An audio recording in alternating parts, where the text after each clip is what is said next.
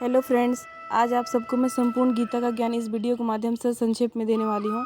आपको आपके हर सवाल का जवाब इस वीडियो में मिल जाएगा, अतः इस वीडियो को बिना स्किप किए लास्ट तक जरूर देखें। आपके मन में कोई सवाल नहीं रहेगा इस वीडियो को देखने के बाद। इस बुक में करोड़ों बुकों का ज्ञान 5000 साल पहले स्वयं भगवान श्री कृष्ण द्वारा दिया गया है। भगवत गीता को पढ़ने से पहले मेरे मन में बहुत सी गलत धारणाएं थी। मुझे लगता था भगवत गीता ओल्ड एज में पढ़ना चाहिए, पर यह मेरी एक बहुत बड़ी गलतफहमी थी। आपको तो आज से ही भगवत गीता को पढ़ना शुरू कर देना चाहिए। भगवत गीता आपको मेंटली स्ट्रांग बनाती है, ज़िंदगी कैसे जीनी है उसको बताती है, क्या सही है क्या गलत इसका ज्ञान देती है। इसको पढ़ के आप जीवन की कोई दिशा मिलती है, इतनी बड़ी दिशा मिलती है कि आप कुछ भी हासिल कर सकते हो। ज़िंदगी की नई दिशा मिलती है। मेरे लिए तो भगवत गीता ने एक मेडिसिन का काम किया है। दिमाग का सारा कचरा साफ हो गया है इस किताब को पढ़ने के बाद। मेरा दिल किया मैं इस पर एक वीडियो बनाऊं। मुझे लगा ये वीडियो मेरे व्यूअर्स के लिए बहुत ही यूज़फुल होगा, लेकिन फिर मेरे मन में डाउट हुआ कि ज़्यादातर व्यूअर्स मेरे यंगस्टर हैं, इसको शायद पसंद ना करें या इस वीडियो का टाइटल देकर इसे खोले भी ना। मुझे ये वीडियो बनाना चाहिए नहीं, मुझे ये समझ ही नहीं आ रहा था। मैंने फिर एक बार भगवत गीता को पढ़ना शुरू कर दिया। मेरे दिमाग का ये दुविधा भी आंसर भी मुझे भगवत गीता से ही मिल गया। कर्म कर, फल की चिंता मत कर।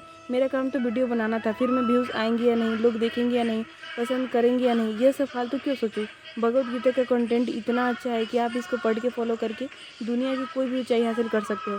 आपको इसको पढ़ते टाइम ऐसा लगेगा कि जैसे आप अपने बारे में पढ़ रहे हो, अपनी ज़िंदगी के बारे में पढ़ रहे हो। यह एक बुक में 1000 बुक का ज्ञान समाया है। भगवत गीता 5000 साल से ज़्यादा पुरानी, ये विश्वास कर पाना बहुत ही मुश्किल है।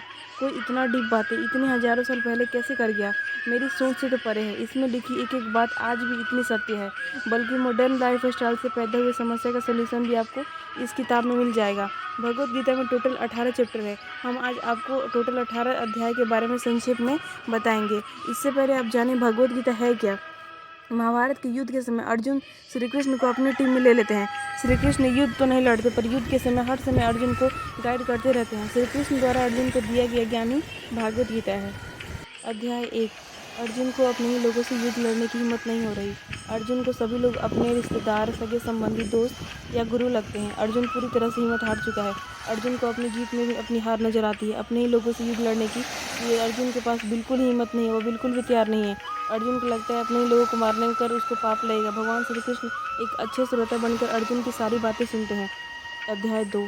भगवान श्री कृष्ण अर्जुन को बताते हैं, अर्जुन मजबूत बनो और कायरता भरे विचारों को मन से बाहर निकालो। भगवान श्री कृष्ण बताते हैं, यह युद्ध धर्म युद्ध है। अर्जुन को यह युद्ध करना ही होगा। अर्जुन को यह भी कहा जाता है कि वह समझदारों की भाषा बोल रहा है, लेकिन समझदार व्यक्ति ना किसी के जीने का ना किसी के मरने का शौक मनाता है। हमारे शरीर पहले बच्चा होता है, फिर जवान होता है, फिर बूढ़ा होता है और फिर उसके बाद डेथ हो जाती है। हमारी आत्मा दूसरे शरीर में चली जाती है। ये प्रक्रिया कुछ इस तरह है, जैसे हम कपड़े बदलते हैं वैसे ही आत्मा शरीर बदलती है। और आत्मा अमर है और आत्मा अमर है, ना पैदा होती है ना मरती है। श्री कृष्ण अर्जुन को इसकी ड्यूटी याद दिलाते हैं और बताते हैं कि तुम्हारा ड्यूटी युद्ध करना है, तुम्हारा काम युद्ध करना है, तुमको युद्ध करना ही होगा। यदि तुम नहीं करोगे यानी कर्तव्य से पीछे हट रहे हो, इसके चलते लोग तुमको बुरा कहेंगे, बुरा भला कहेंगे। लोग यह भी कहेंगे कि अर्जुन कायर है इसलिए युद्ध नहीं लड़ पाए। किसी भी व्यक्ति के लज्जित होना समाज में मरने के बराबर है। श्री कृष्ण कर्मा थ्योरी को एक्सप्लेन करते हुए बताते हैं, तुम अपनी तरफ से अपना बेस्ट करो, फल की चिंता मत करो। अगर आप रिजल्ट की चिंता करते हो तो आप कभी खुश नहीं रह सकते, क्योंकि रिजल्ट तो हमारे हाथ में है ही नहीं। एक स्टूडेंट पढ़ाई इसमें अच्छे तरीके से करता है, लेकिन रिजल्ट उसके हाथ में नहीं है। अगर हम सब इतनी सी बात समझ जाएं, अपना बेस्ट करें, हमारी लाइफ बहुत ही अच्छी चलेगी। अर्जुन को एक कर्मयोगी बनने की शिक्षा दी जाती है। युद्ध करना अर्जुन की ड्यूटी है और हार या जीत कुछ भी फिक्स नहीं है। अर्जुन हार भी सकते हैं या जीत भी सकते हैं। अर्जुन सिर्फ एक ही कार्य कर सकते हैं और वो है अपना कर्म करना, यानी कि युद्ध करना। श्री कृष्ण बताते हैं, जो व्यक्ति इच्छाओं को त्याग कर अपना अंदर के अंधकार को मार कर जीता है, मोक्ष की प्राप्ति कर लेता है। चैप्टर 3। अर्जुन सिर्फ कन्फ्यूज़न में है और वो श्री कृष्ण से पूछते हैं कि युद्ध करें या सब कुछ त्याग कर सन्यासी बन जाएं, क्योंकि अर्जुन तो युद्ध करना ही नहीं चाहते, वो तो सब कुछ त्याग कर सन्यासी बनना चाहते हैं। यहाँ पर श्री कृष्ण जी कर्मा को एक्सप्लेन करते हुए बताते हैं, हम सभी को कोई ना कोई काम दिया गया है, कोई ना कोई काम सौंपा गया है और यही हमारा काम है, यही हमारा धर्म है। एकदम से सब कुछ नहीं त्याग देना चाहिए। हम लोगों को सिर्फ अपने कर्म पर ही ध्यान देना चाहिए, ना कोई फसल पर ना ही उसके फल पर। सिर्फ हमारे एक्शन ही हमारे परफेक्शन है और की ओर ले जा सकते हैं। भगवान श्री कृष्ण बताते हैं, कर्म और यज्ञ दोनों में कोई अंतर नहीं है। कर्म ही हमें मोक्ष की प्राप्ति कराता है।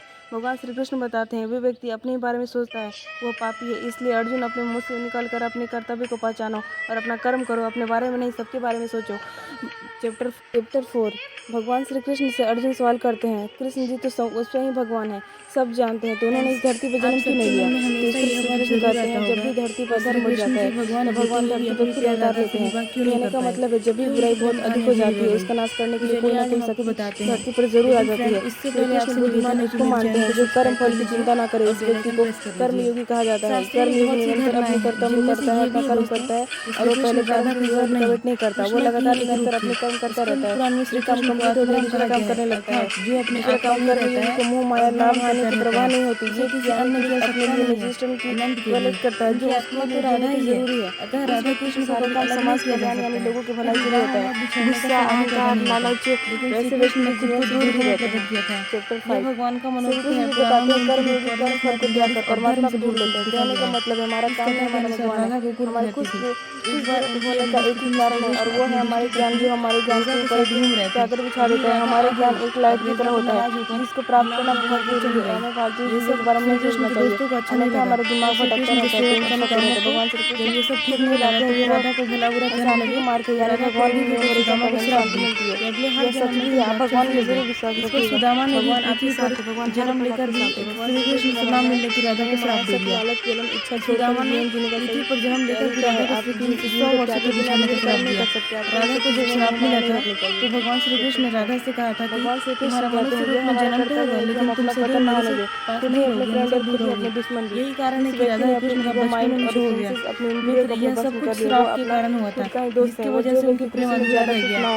इसलिए दोस्तों, मैं आपसे कहना चाहती हूँ, किसी के साथ बुरा मत करना, किसी का दिल मत दुखाना कभी। हमें अपने कर्मों का सजा जरूर मिलता है, चाहे जल्दी या देर से मिले। कर्म वो फसल है जो इंसान को हर हाल में काटना ही पड़ता है। हम लोग समझ ही नहीं पाते भगवान भी नहीं बच पाते, और बाकी सब लोग तो इंसान है। इसलिए अच्छे कर्म करिए, लोगों की परमात्मा को जैसे मदद कीजिए, और परमात्मा कभी दुख मत दीजिए। हमें इसलिए कर्म वो फसल है जो हर इंसान को हर हाल में काटना ही पड़ता है, और भगवान इस शक्ति के स्रोत स्वयं श्री कृष्ण है। जैसे कि धरती पर हर चीजों के बीच परमात्मा है, इसी टाइप की रोचक कहानी जानने के लिए आप चैनल को पूरी तरह से भगवान को समर्पित करके ही मुक्ति प्राप्ति की जा सकती है।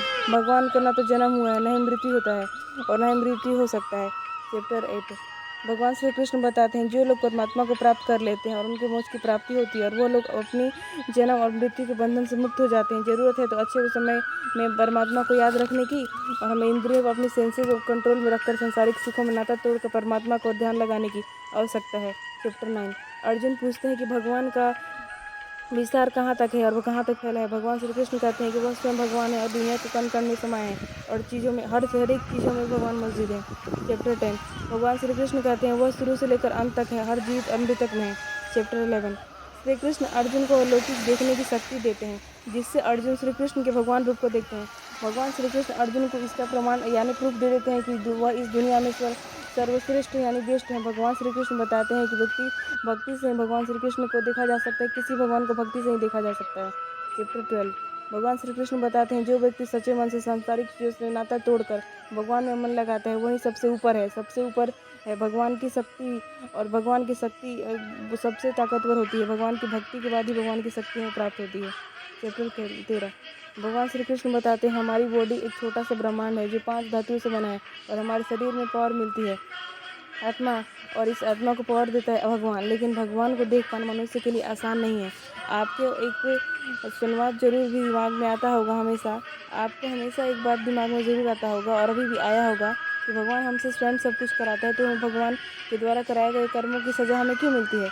ये काम तो हमें भगवान ने कराया है। तो इसका सेंसर यह है कि श्री कृष्ण हम कोई भी काम खुद नहीं करते, और कुदरत हमसे करवाती है, पर डिसीजन हम खुद लेते हैं। हमें सोचने समझने की शक्ति दी गई है।